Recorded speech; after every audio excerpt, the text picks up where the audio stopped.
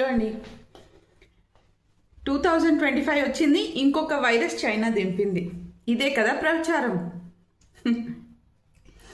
ఎందుకు యాంగ్జైటీ, ఎందుకు ఇంత స్ట్రెస్? ఏమీ లాక్డౌన్ ఉండదు.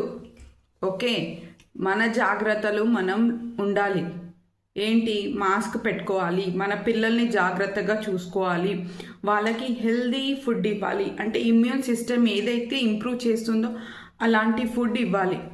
అంతే తప్ప లాక్డౌన్ వచ్చేస్తుంది, ఆఫీస్కి వెళ్ళాల్సిన పని లేదు, స్కూల్కి వెళ్ళాల్సిన పని లేదు, ఎగ్జామ్స్ రాయాల్సిన పని లేదు అని ఇదేదైతే దుష్ప్రచారం జరుగుతుందో ఇలాంటిది ఏది జరగదు పక్కా. ఎందుకంటే ఇది ఇప్పుడు కొత్తగా ఏదో వచ్చింది కాదు. ఇప్పుడు అవును, 3 months బేబీకి వచ్చింది బెంగళూరులో, ఇంకొక 8 months బాబుకి వచ్చింది. ఓకే, నేను ఒప్పుకుంటాను, కానీ టెన్షన్ పడాల్సిన అవసరం లేదు.